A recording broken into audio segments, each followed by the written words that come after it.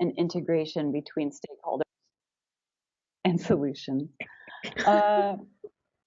So recording is started if you didn't know. So what we wanted to do is, now that we've been able to define what landscapes means, what it means when we say landscapes, we wanted to talk about this year's theme for youth and landscapes. And that is where we want to talk about the actual role that youth play, youth and young professionals, in landscapes, and how do youth and young professionals, how can we shift perceptions of climate change, how can we shift the way things are happening in landscapes and present solutions to specifically rural and urban migration. The thought that, you know, everybody's leaving the countryside and going to the cities. What does that actually mean for our personal connections to the landscape, our personal identities within a landscape context? And so we're going to take some time to unpack this statement, because I know that in many cultures, youth is hard to define. I think when we say youth, we mean, in this context, youth and landscape is 18 to 35. But when I say youth, I also am including about 15 to 35. So it's a broad range. But people like us who are young professionals and just getting started and trying to figure out what we can do to make an impact and to help address climate change in our communities. So I wanted to start to revisit another Padlet here. Based on what I just said, you know, go ahead and go into this Padlet and answer the question of what sort of connections do youth and young professionals have with landscapes? So think about your own experiences, either your personal experience or what you've seen in communities you've worked in. How do youth interact with the landscape, the land itself, the community, the relationships that exist? And we'll just give a moment or two for you to brainstorm some ideas. Again, doesn't have to be, there's no right answer. I've dropped the Padlet for you guys into the chat box again. So just click on that second one there, and then we'll visualize it on Hannah's screen. I love watching the pop-up bubbles go everywhere. And also, don't, if you feel comfortable, do add your name in if you want with your thoughts. But it's however you feel. And also notice the lovely trees behind. I find it really calming.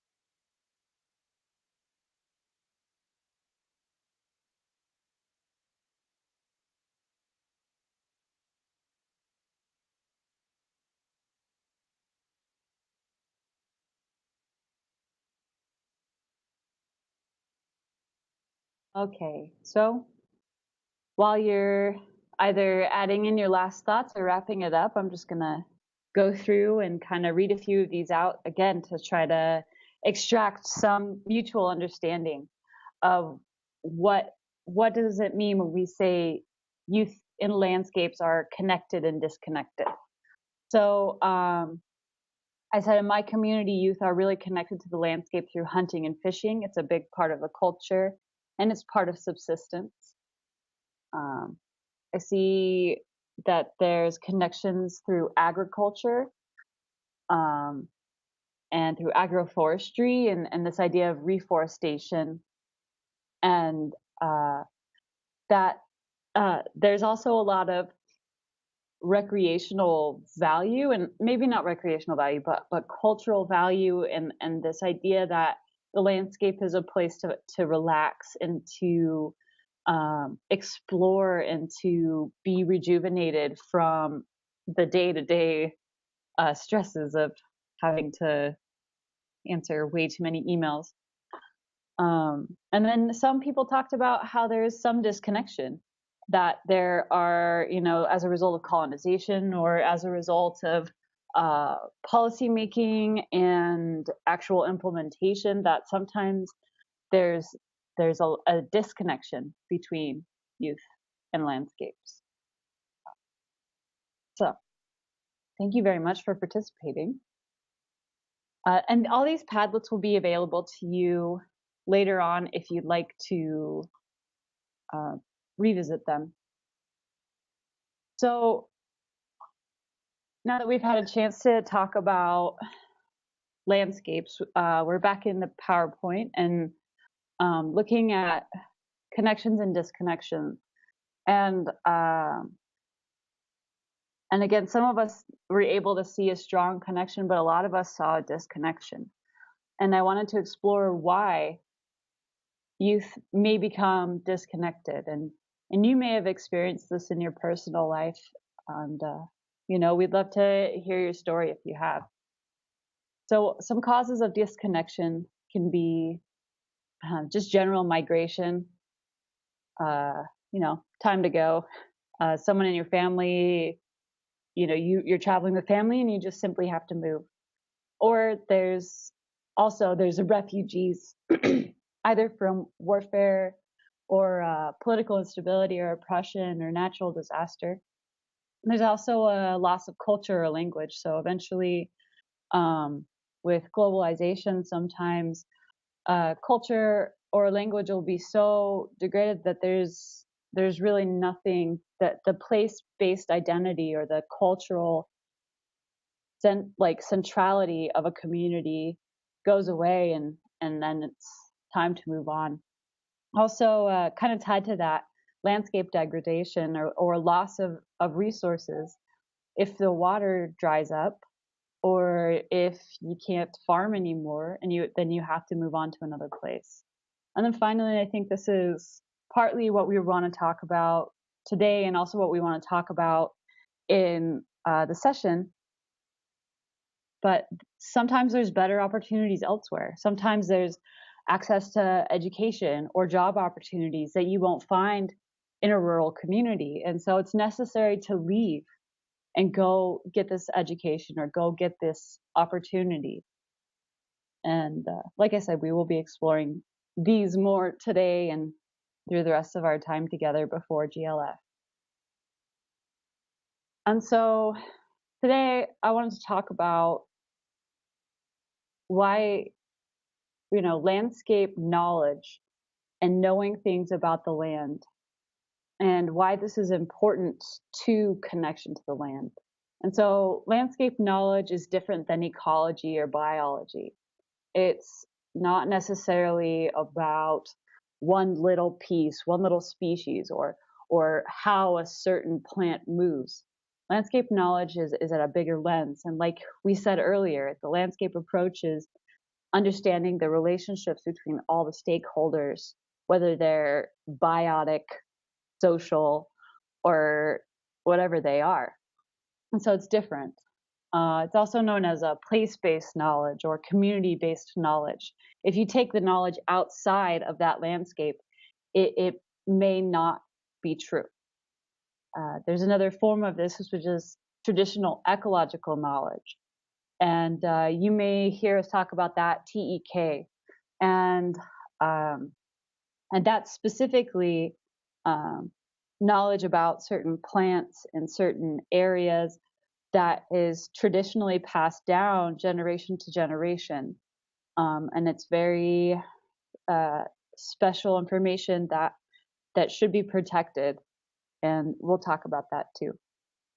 And then I just kind of wanted to talk about where we're going now we're going to talk about who holds the traditional knowledge or who holds the place-based knowledge and how is it transferred to youth.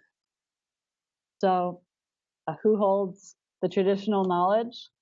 Well, it's our elders. They are the ones who have seen how things have changed, and they are the ones who have watched the internet happen.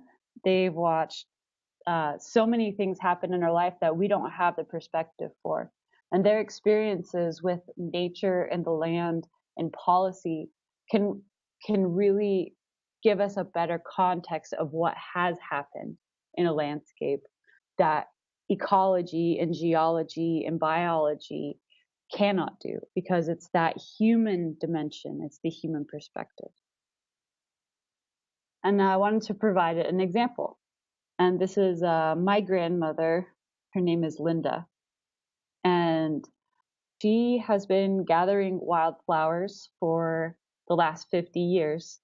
And she's been doing it. She'll gather the wildflowers, she'll bring it home, and she'll press it and keep it. And then she'll go to the library and she'll find the scientific name, and then she'll figure out all the medicinal uses. And she knows where all these wildflowers are. So she has a scientific, encyclopedic knowledge of these flowers, but she also has the folk knowledge of the flowers, what these flowers can be used for, and where they're found. But she tells me that today the flowers are harder to find. They're not blooming where they used to. They're at much higher elevations, and some of the flowers she doesn't see anymore. And she only talks about that. She only talks about these wildflowers when I ask her about them, or I find flowers and I bring them to her. And then she just tells me all of this stuff I didn't even know she knew. And the irony about this is that she's a climate change denier, but yet she's talking about how these flowers have moved to higher elevations. And so I'm sure that you might have a similar story. And so take a moment and think about elders in your communities or your grandparents yourself.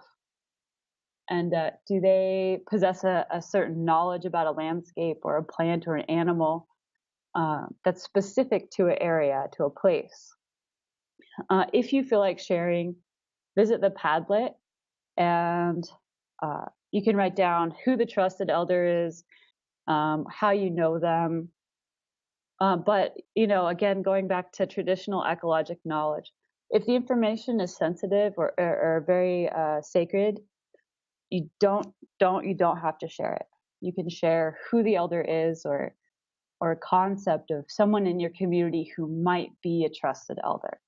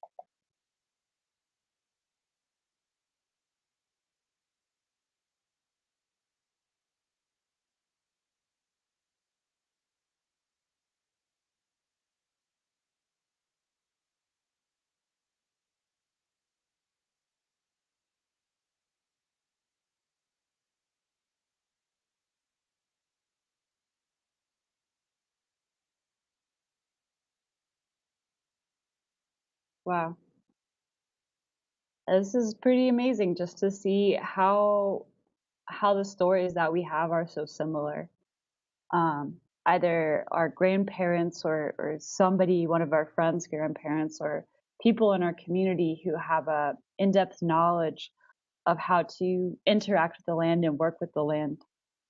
And um, and I think it's really interesting, and we'll go back to this, is to see stories of migration embedded in here, and how that affects relationships with the land.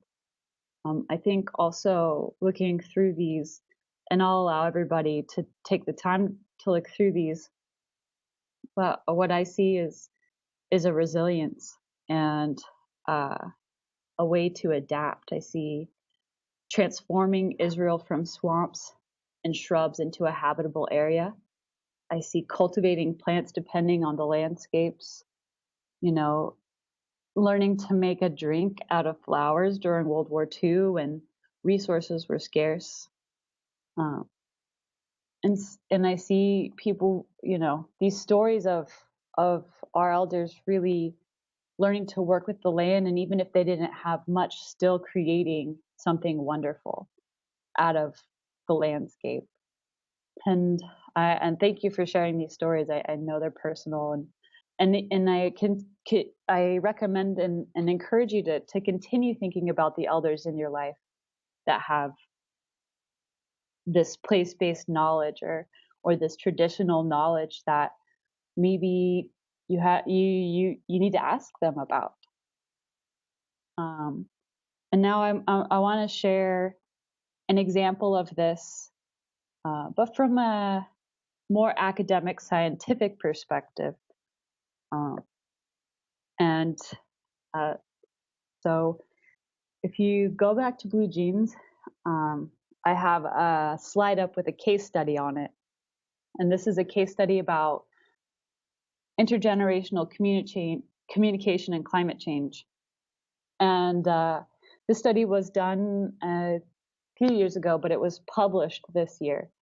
And the citation's down at the bottom of the screen if you're interested.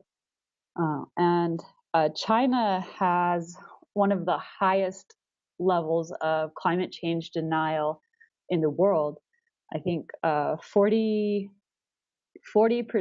or even less than that believe that climate change is happening, and it's human caused. And this is interesting to me because, of course, the United States, our numbers are different, but it's still similar. And so there were 12 communities chosen in China, all over China, where they did this study where they asked the grandparents of students or adolescents to come into the class and share personal firsthand experiences of weather change, specifically looking at, temperature, precipitation, and so the amount of hot days, the amount of cold days, and precipitation changes.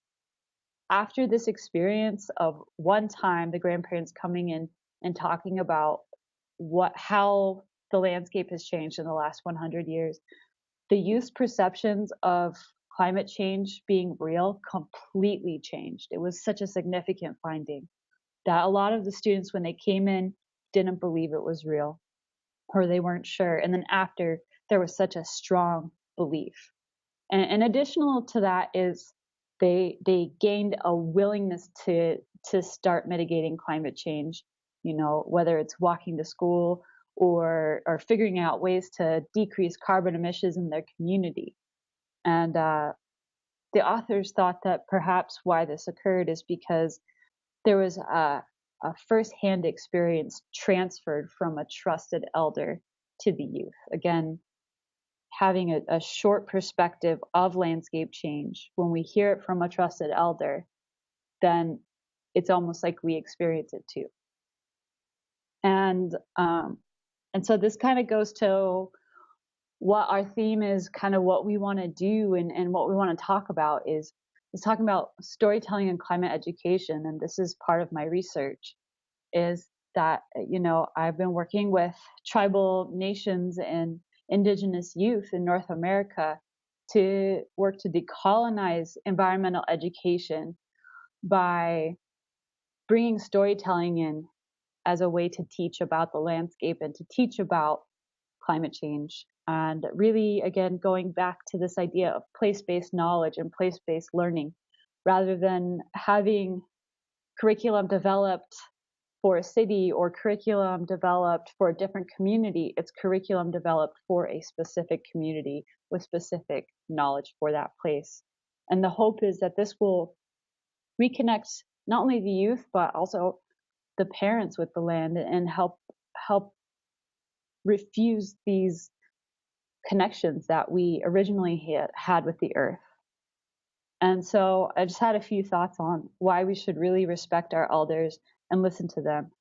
And that, it may really help us as we work in landscapes to understand the experiences that our elders had and their understanding of the environment. That it may foster this cultural connection and personal identity to lands that have supported human communities for thousands of years, way before electricity was invented.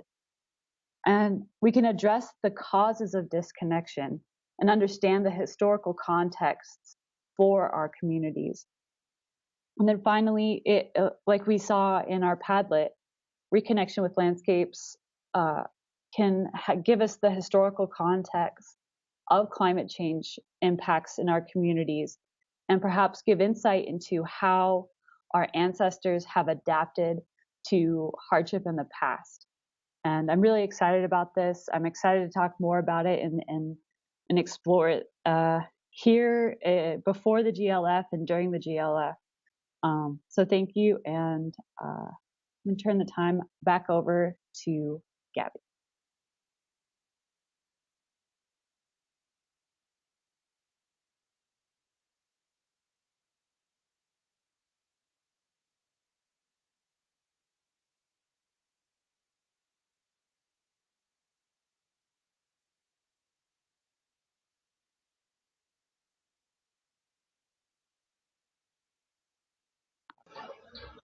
Yeah, I think you're muted. We haven't heard any of it. Hey, Gabby. Oh, great. I had like a really muted. lovely speech. You guys just missed the best part of everything. No. I want to say thank you really for sharing your stories. And I think it's so beautiful that there are these stories all across the world, and until we really learn to listen to them and learn from them, we won't be able to move forward together. And so I think that was a really great thing to share, Hannah, and everybody else. Thank you. So Hannah presented the first part of sort of breaking down this theme in the youth session, right? Disconnect to interconnectedness, and what are those two things, and is there more or less that we need, or is it okay like it is? And those, I think, are things we all want to keep in mind, questioning that.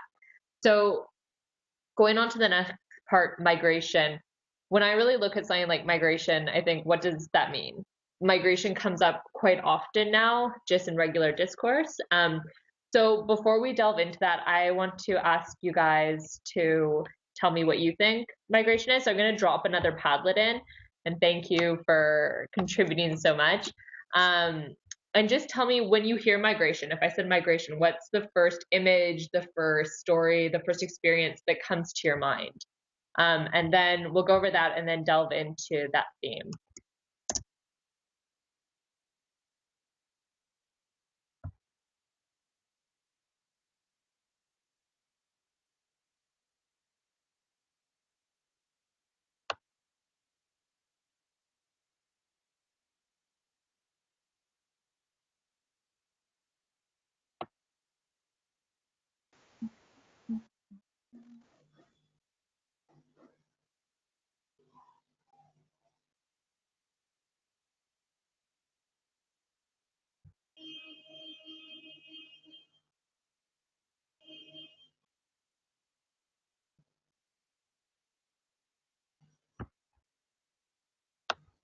Okay, I'll give you guys like another little minute.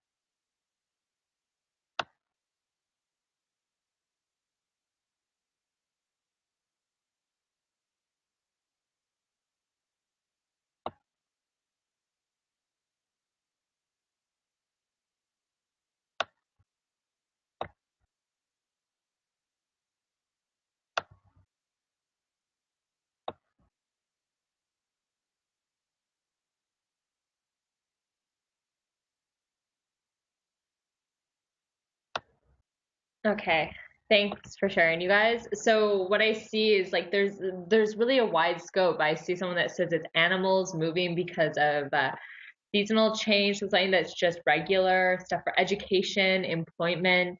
There is stuff on migrants and refugees and what's going on in Europe at the moment. Renata mentioned her high school education in the city. For Prakiti, it's more a journey.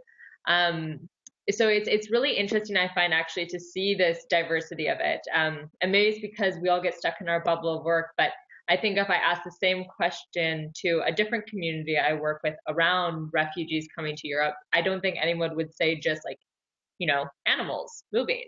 And so I really love that we all have our own perception of things. And I think that's something that's really important to keep in mind.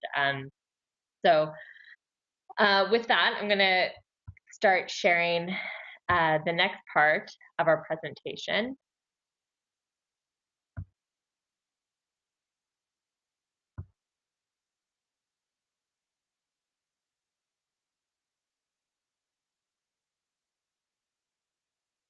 Okay, so for me, when I think of something, regardless of what it is, I really need to understand all the different parts first. And I don't know if you guys are like this or if you have a different sort of rationalization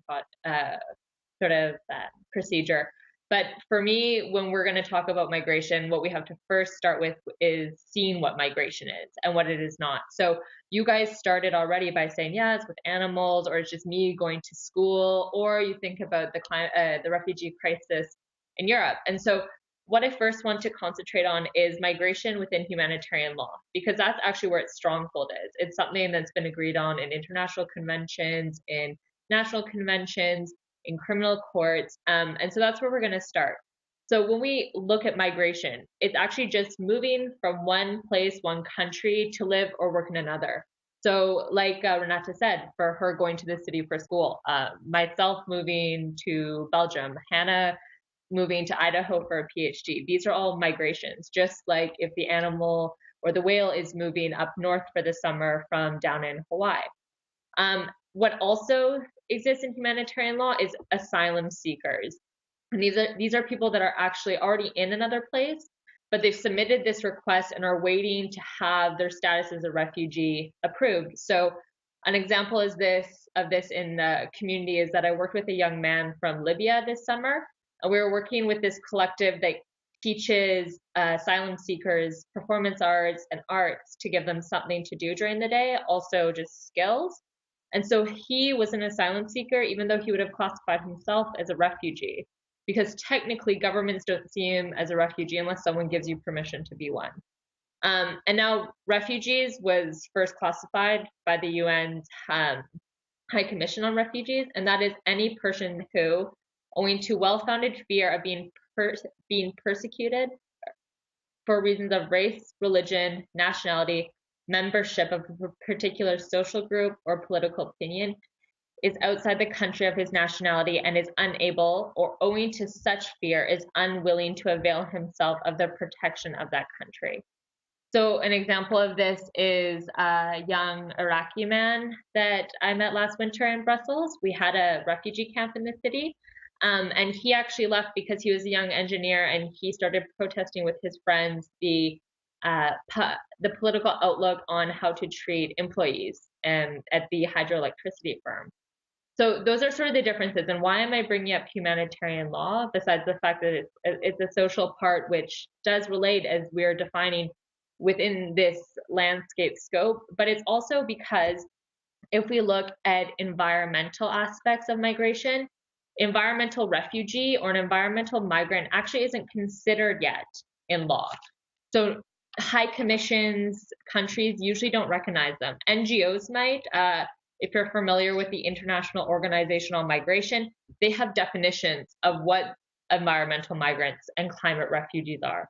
But as of yet, they're not considered. And I think that's something really important to keep in mind. This is something that's already happening. This is already people moving from rural areas to urban areas, and there's already people fleeing storms and being pushed out of their homes. And so that's something that I find interesting to consider.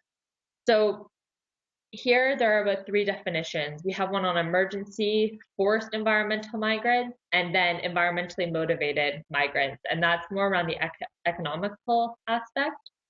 So now emergency migrants is something you imagine if they're fleeing just for a short period of time and they're planning to go back. And so this could be, for example, if we have earthquakes or tsunamis, they're disasters that aren't man-made, but also with flooding and landslides and massive erosion events. So you could think of, for example, in Thailand, when there were the tsunamis in 2004 and people fleeing, but slowly coming back and rebuilding those communities.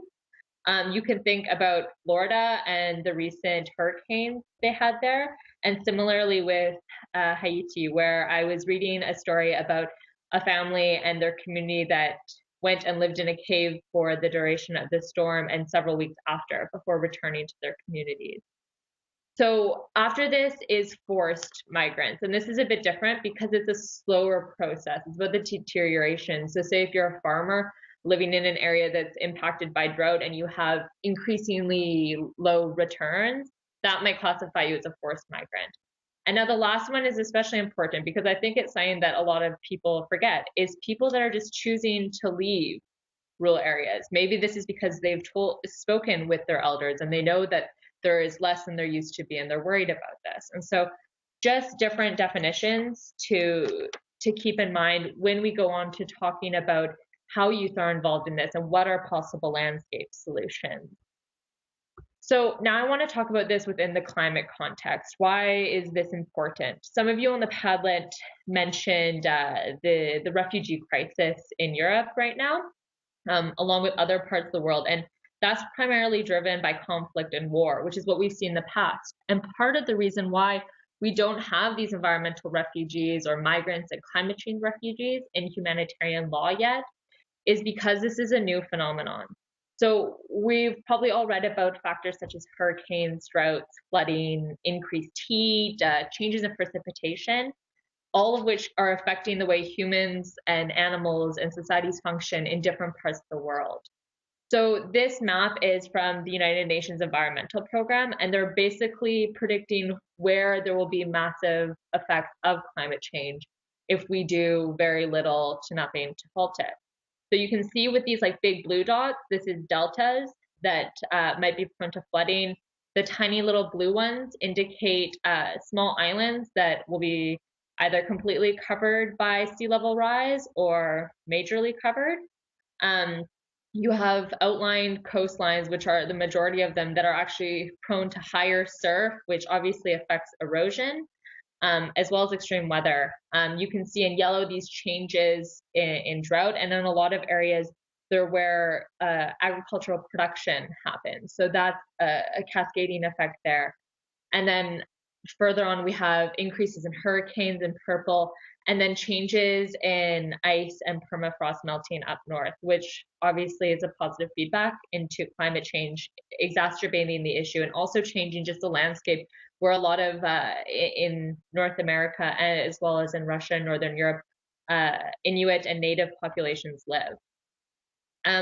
So as a comparison, why is this important? We mentioned the Padlet. Some people thought about the refugee crisis, and I know I think about that a lot when I hear about migration. And if we're thinking in terms of numbers and why it's important to consider this climate context in migration, in 2016 in Europe, just up until end of October, this Monday, there was about 3,030 migrants that landed in Europe, migrants or refugees or asylum seekers, which is what their process will be to determine. And out of those, there was already almost 4,000 that died.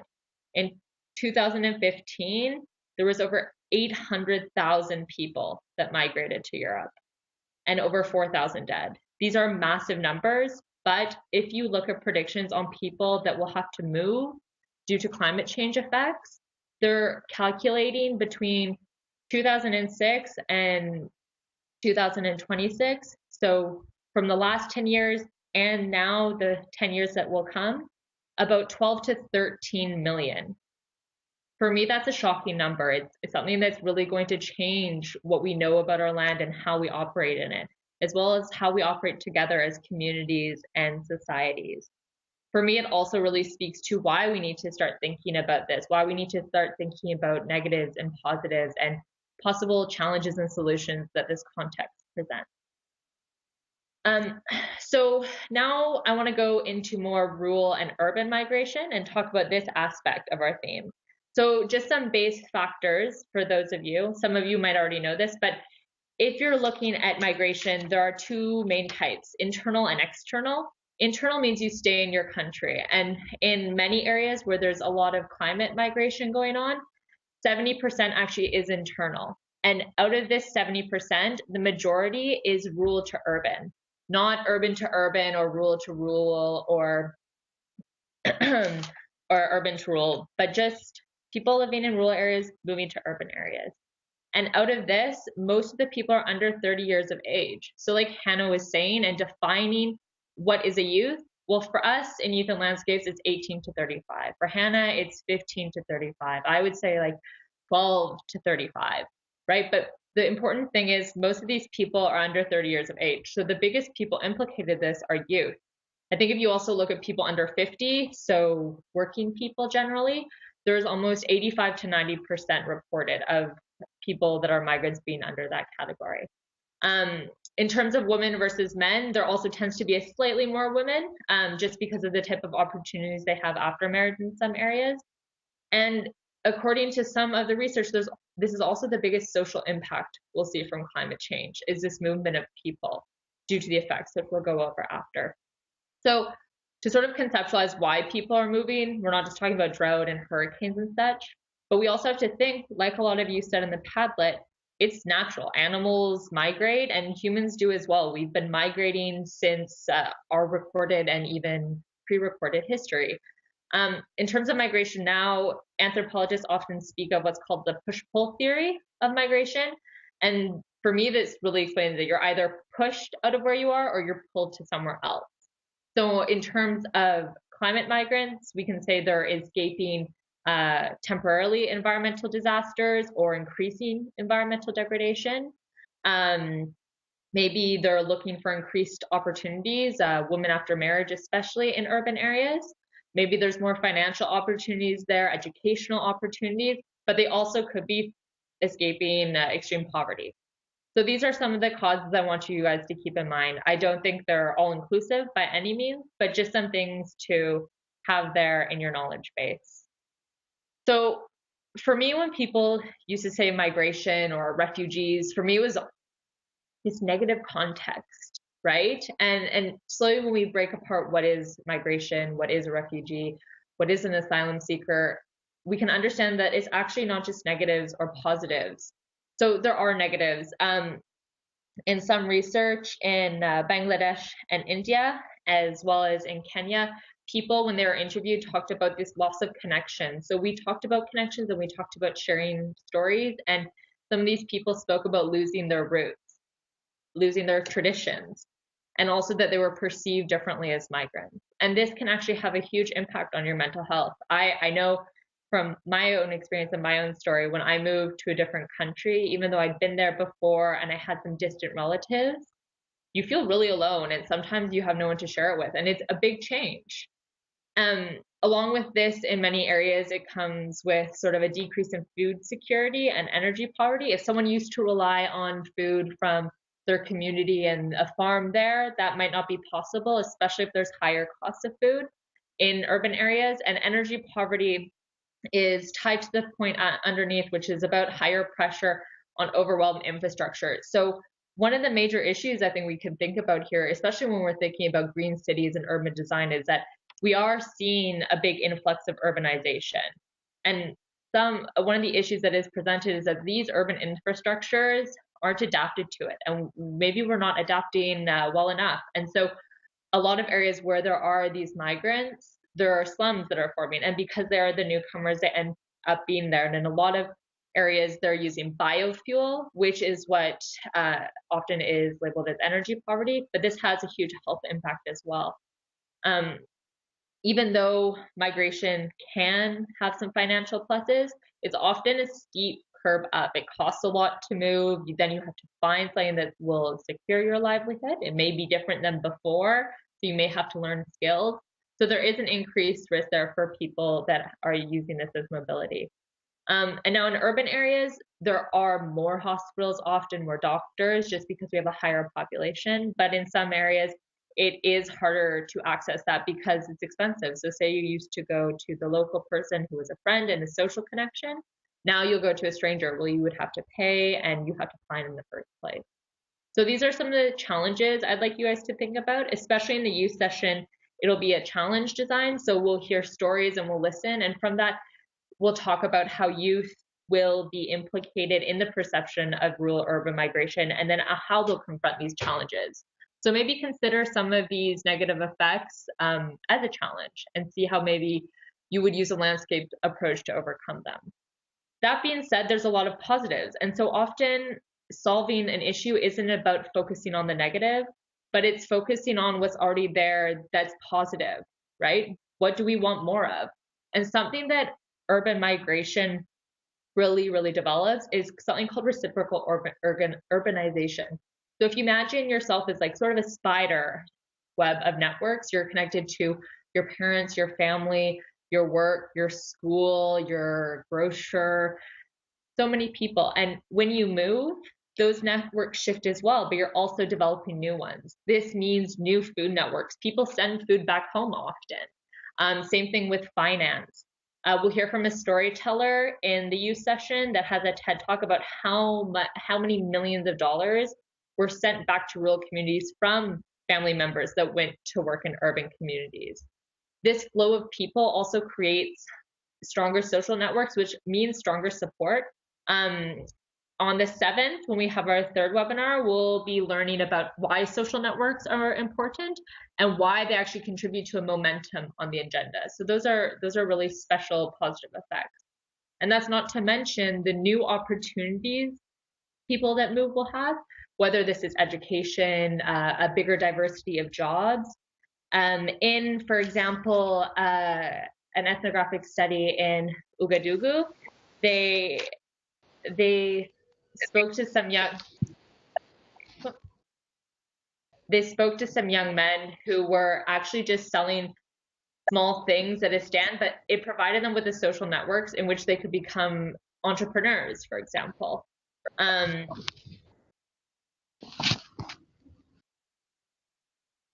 And beyond that, it's also a creation of new urban economies. So in Ghana, there was a study, and they were talking about people that traditionally basket weave, and it's part of their traditional culture and their traditional knowledge that they actually move from rural areas to urban areas, and they have an economy around these baskets that they share with people there. So I would really challenge you guys to think of this as not something that's negative or positive, but that's something that presents both. And in presenting both, you could either choose to focus on a challenge that's negative or enhance something that's positive. So please really do keep that in mind. So before we switch off to the reflection, what I do want to share is sort of my thoughts on this, because I feel it's a part of the storytelling of a presentation that Hannah and I are doing. And so what I want to sort of leave with you guys is that with this huge outlook on climate migration, I think if we don't deal with it, it may leave many people very vulnerable. And this is because there's so many future impacts, and that the different distributions of where these migrants will go can leave vulnerable populations even more vulnerable. And because we have such a high proportion of youth that are migrating, I really do think that it has a meaning that there's an inherent role for youth in designing strategies to enhance positives, find solutions for negatives, and really innovate together. And because they're innovating, and because they're innovating across a community within an ecological and social and political sphere, I think the landscape approach is really well developed to do this. And so do keep in mind, though, that we all have biases and we all have preconceptions of what migration is, and try to acknowledge those and put those aside and look at it as a more round model of what migration is. So to do that and to understand and think of different perspectives on migration, I really want you guys to challenge yourselves to listen and understand the who, what, where, when, and why of these different experiences in migration. And you'll do part of this in the youth session when we have storytellers, but ask people you know that might have migrated. I'm really interested to know about, say, why my family immigrated to Canada. They always joke about how I'm like this reverse migrant because I've like come back to like the natal land, but I'm interested in the decision-making process, why they would have left something. I want you guys to challenge yourselves not just to see one perspective on migration in one place. We're focusing on the MENA region this year, but that's not the only place we have migration. One on the left side of this slide, it's a community that migrated in Southeast Asia after a big flood.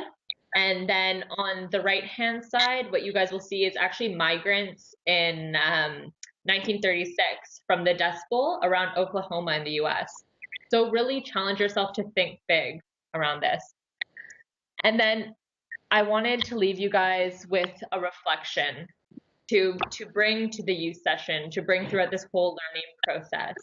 And that is that given the increase in migration due to environmental factors and the high proportion of youth within this population, what strategies can we develop through the landscape approach to confront the related effects? So do think about that, jot down some ideas, speak to your peers.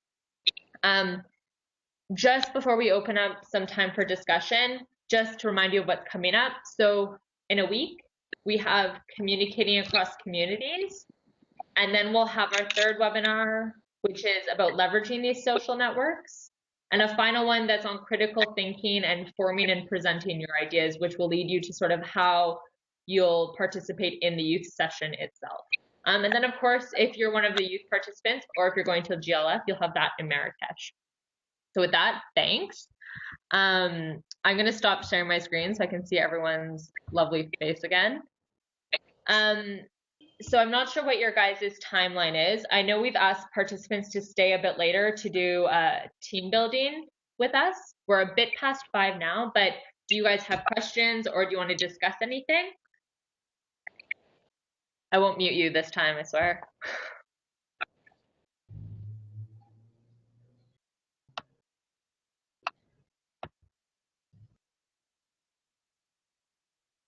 Nada? No questions, discussions, thoughts?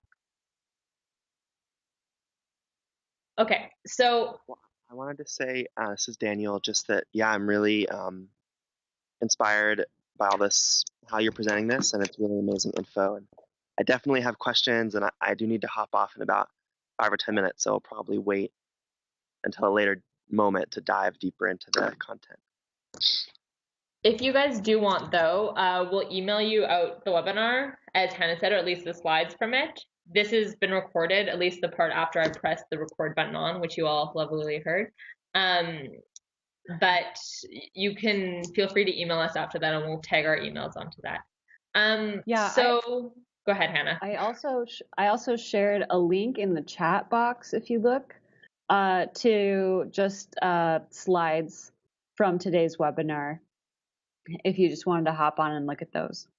But like Gabby said, we will send out a recording of this. So with that, you guys are free to go. Unless you are one of the participants in the session, then please stay with us and enjoy a bit more time.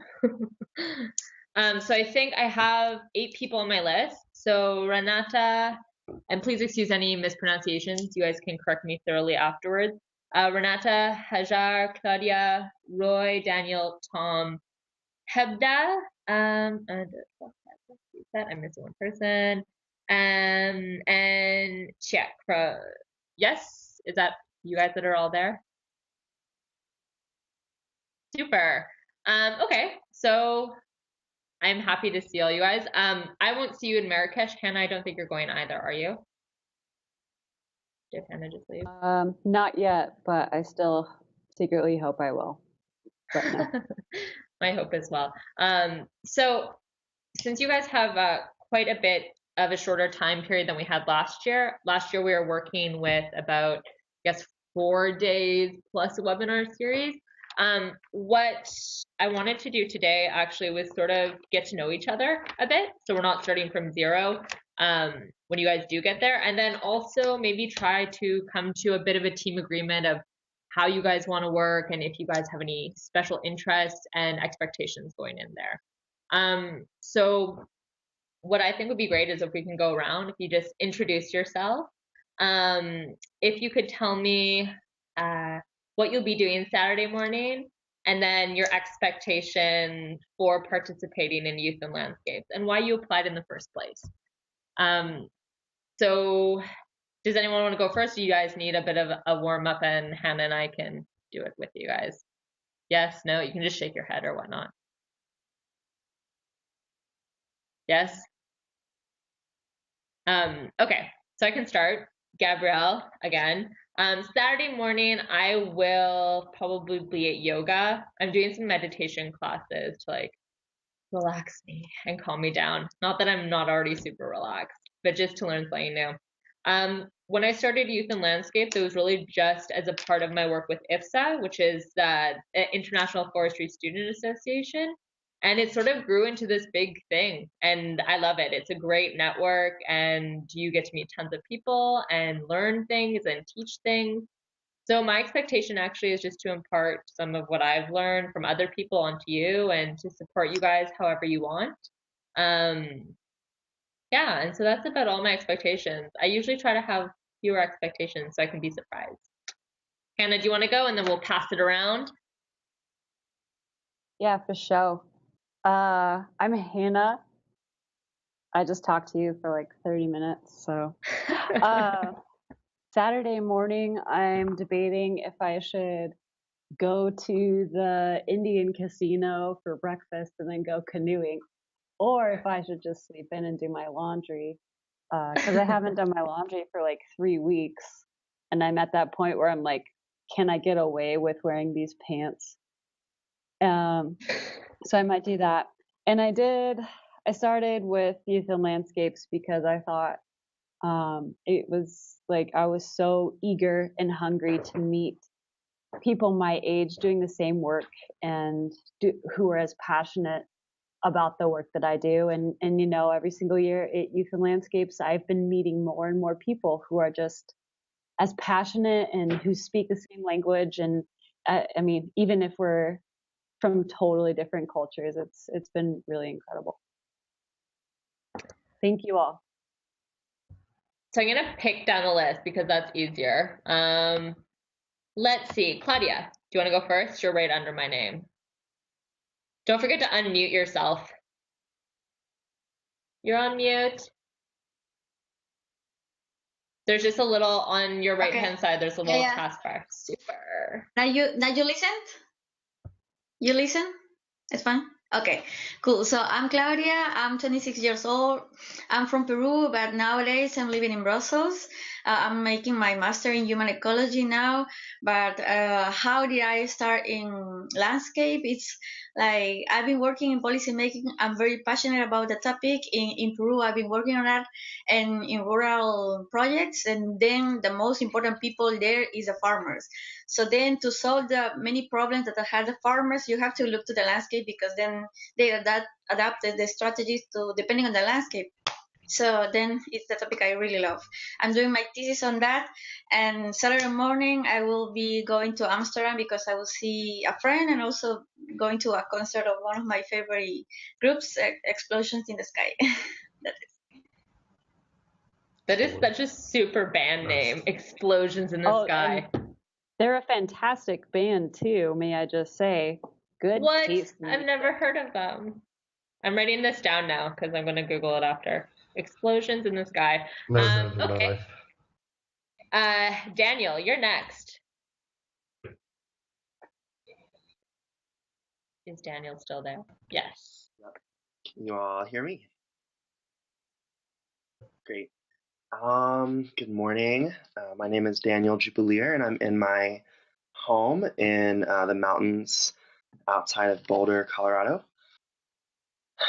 Tomorrow morning, well, my grandmother is visiting me this weekend. She actually lands in about an hour, so I'm getting ready to go pick her up at the airport, and I appreciate the bit about learning from our elders this morning.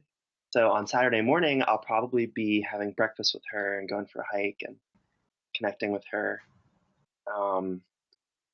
Yeah, for me, while the story about why I'm interested in this could take a while, so just to be very brief, this is one droplet of it, is when I was about 20, I'm 23 now, and I was about 20 years old, started learning a lot more about the climate crisis that we're in, and I felt like this very strong call to be in the movement and to be, fighting fossil fuel industry, continuing to do all of the things they do. I got really burnt out, and it's still something that's close to my heart and that's very important to me, but I really wanted to learn about solutions and about land, and so I left the university I was at. I was studying peace studies in Boston, peace and justice studies, and I left to travel and work on some farms and connect with some communities and people who do live on land.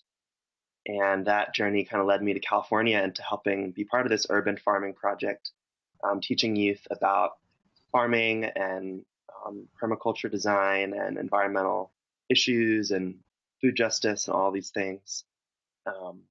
And so now I'm interested in bridging those worlds, kind of between like resistance and creation. And so at COP, I'll be at COP 22 and really just wanting to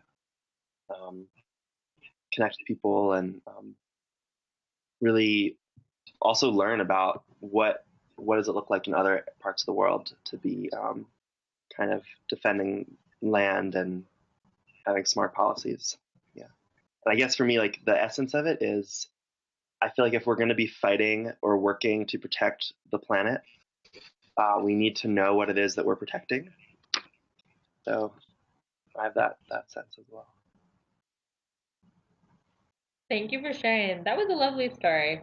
Well, story, I guess actuality, what you're living in. I thank you for sharing. So who's next on my list? Daniela. Is Daniela still there? I think she's muted and off. I don't have her as a participant, but she's still hanging about. Daniela, do you want to share anyways if you're around? No? Hajar? I think she wrote something on the chat. Yeah. Okay.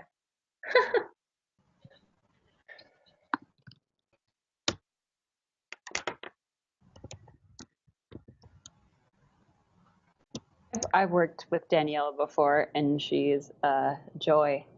She's great. She's super, super fun. Yeah, Hajar, you're next on my list if you want to go. Good afternoon or good evening. It's now 6:20 in Finland, but it's pitch dark, so I don't know how to categorize it. It's just evening. My name is Hajar. I am from Morocco, and I'm currently studying Masters in Development and International Cooperation in Finland. Tomorrow morning, I will probably be at the library writing my essay. Nothing much is going to happen, but I'll probably do something fun at night. The reason why I want to get involved with landscape is very much linked to my research led me here. I'm researching all types of reasons why countries or governments go through conflicts. And one of the things that caught my attention in an African context was that disputes over land is one of the things that leads Africa to a lot of conflicts and until today. So it was very much my research that led me here. I'm specifically interested in the governance aspect, specifically the management of natural resources within African context and how that could lead to conflict, and also the use of natural resources as a tool for peace building rather than conflict and violence.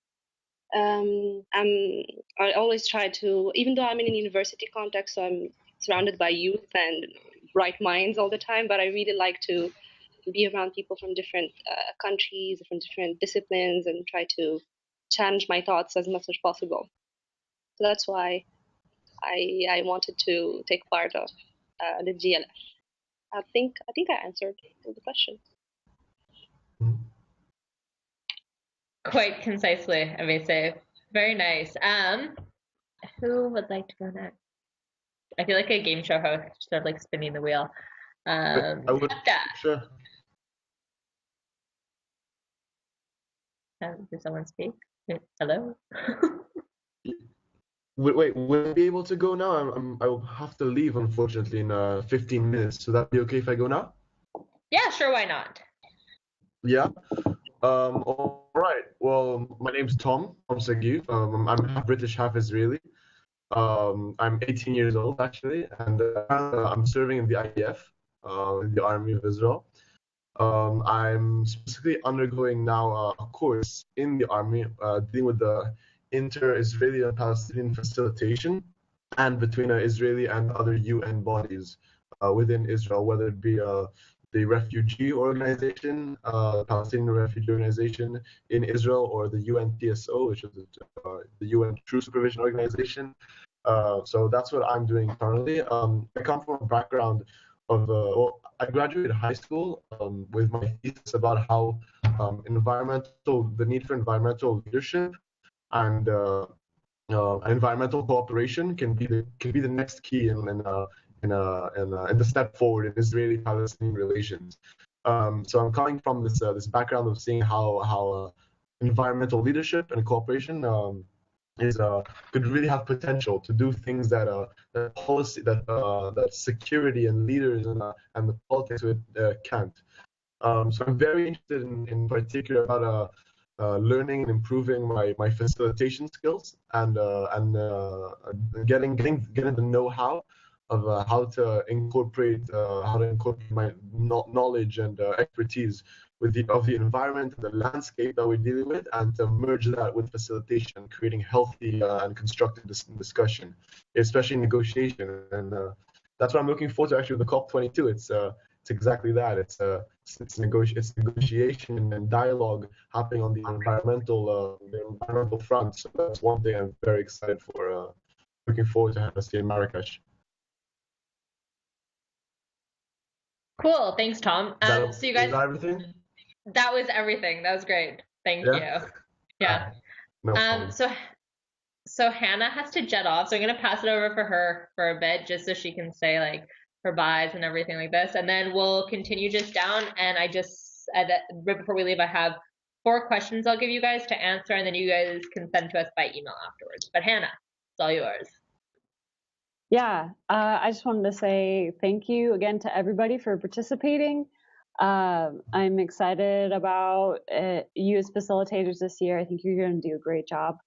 And feel free to hit me up on Facebook or send me an email. And I'm happy to share ideas and collaborate. And yeah, thanks a bunch. And if you haven't yet checked out the alumni stories map of people who have already participated in Youth at Landscapes, make sure you check that map out. So yeah, thanks again. Look forward to kicking it virtually in the future. Bye, Hannah. See y'all later. Bye. So does anyone else have any, before we go on, time constraints? I know we're a bit ahead of plan until about 5:30. Daniel, you have to go pick up your grandma, and Tom, you have to head out in about 10 minutes. Anybody else? No? Okie dokie. So if you guys have to leave, go ahead. I'll send the questions out via email anyway, so don't worry about missing anything. So who else do I have on my list? Renata, you want to go next? Yeah, hi everyone. So I'm Renata from Mexico City. Here is 10 in the morning. What I'm going to do tomorrow morning, I'm going to do the TOEFL, because right now I'm applying for a master's degree in the US. Next year I want to study environmental management. I got involved in Yale last year. I participated in Paris. It was a wonderful workshop and just such an exciting experience. So I'm very happy to be participating again this year. I've been working for the last couple of years in landscape restoration in Mexico, in southern Mexico. to implement agroforestry systems in smallholders' lands that are degraded and deforested. And we've accomplished already some progress, but there are still great challenges to come, such as bridging the gap between smallholders and finance opportunities, as well as aligning policies and subsidies at the landscape level. So I'm very happy to meet you all. What are you doing Saturday? I thought I already said I'm doing the TOEFL. What is that? Yeah.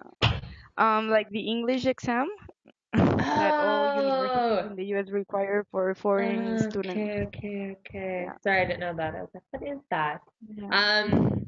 Well, good luck with that. I think I had a German friend that took that when I was working in Ecuador, and she said it wasn't too bad, and your English is fine. I heard it all last year in Paris. You were fantastic, so I'm sure you'll breeze through. Thank you. Okay, Roy, you're next. Hello, everyone. My name is Roy. I'm 22 years old. I'm from the Netherlands. I'm a second-year master's student now at Wageningen University, and I study sustainable development diplomacy. Actually, right now I'm in Geneva, so I'm sitting in my office here. My colleagues have already left, so I can talk, so that's good. Actually, I'm doing my internship here at the UN RED program, so that's about deforestation. I will be here until the end of January, so it's very exciting to be here, I think. This Saturday morning, I think I will go ice skating with my flatmates because winter is coming, so we should prepare, so that should be fun. How did I start at the Youth and Landscapes program, or why did I apply? Well, basically, I went to the last GLF in Paris last year, and I thought it was very exciting. I was part of the long-term mentoring program, so I met my mentor through there, and he was part of the Youth and Landscapes program as well, and he shared me exciting stories about this program. So I think it could be very exciting also to work together with other youth. So yeah, I'm looking very much forward to cooperate with all you guys and seeing you in Marrakesh. Super, thanks so much. Those are the only names I have on my screen, but I see somebody that I don't think has spoken yet at the bottom of my screen, and you have no name. You're wearing glasses and a really cool striped shirt. Does anyone else see this person, or it's just me? Yeah. Hi. Hello. Do you want to? My name is Hello. Heba. Super. Do you want to share? Yes. See you on my screen. Okay. Hi, everybody. I had troubles with my video before. Finally, I got it. My name is Heba. I'm 23. I'm from Egypt. I just graduated. I just got my bachelor's degree in architecture and urban planning. And I'm working to get my master's degree with the theme of the effect of climate change on heritage cities. So right now I'm working in urban development. I'm studying heritage cities and things like that. That's why I was really interested in the subject of the forum, because it discusses how landscape happens and how it forms and things like that. So that's fun. Can you hear me? Perfect. Super. Thank you, everyone, for sharing. I think I have 1, 2. Yes. Okay. Anyone that didn't get heard that I missed? Nope. Super. Okay. So one last thing to ask of you, and this you can email me. So I'll put this here. I work on an AzurKey keyboard at work and a QWERTY keyboard at home, and so my typing has decreased significantly in terms of skill and quickness. Okay, so I have 4 questions for you guys. And I'll email these out again later tonight. But this is about building your team agreement before you get to the GLF. So a team agreement is sort of I guess, an accord between all participants in a group on how you want to function. Because I'm sure, as a lot of you know, when we get in groups where we don't really know people a lot, there's a bit of getting to know each other's work styles, and just seeing how each of us has strengths to collaborate on different parts. Unfortunately, because we're so time pressed, we don't have the luxury of slowly getting to know one another as you do in a job, say. So to do this a bit faster, we come up with team agreement. And by answering the 4 questions, I'll sort of get your ideas, I'll formulate something, and then send it out to you guys again to comment on, so that we're all sort of participating in the creation of this. So the 4 questions are: 1, what do you expect from yourself throughout GLF and Youth and Landscapes? The second is, what do you expect from others? And this can be in terms of work ethics, in terms of collaborating, in terms of personal respect, cultural respect, timeliness. I know mine is always like, please be on time, because my mother was always late. And so I have this huge fear of being late. And then the final 2 are, what do you expect from the workshop? So that's the one David will lead you guys through on facilitation. And then what do you expect from the youth session? So these can be expectations of what it won't be and what it will be. So if you guys can spend the next few days thinking over that, and say next Tuesday, and I'll put this deadline in the email, send those thoughts to me. I'll summarize them and send them back out in a Google Docs, which we can comment on and then sort of go over in our next webinar. Does that sound okay? Yeah, thumbs up. Super. Okay, so with that, I will let you guys go. Enjoy the rest of your Fridays, or the start of your Fridays, the end of your Fridays, and all the lovely Saturday plans you guys have. So it's lovely meeting you, and I'll see you soon. No worries. Thank you. Bye, everyone. Thank you. Great to meet you all. Bye, everyone. Thank you. Bye-bye.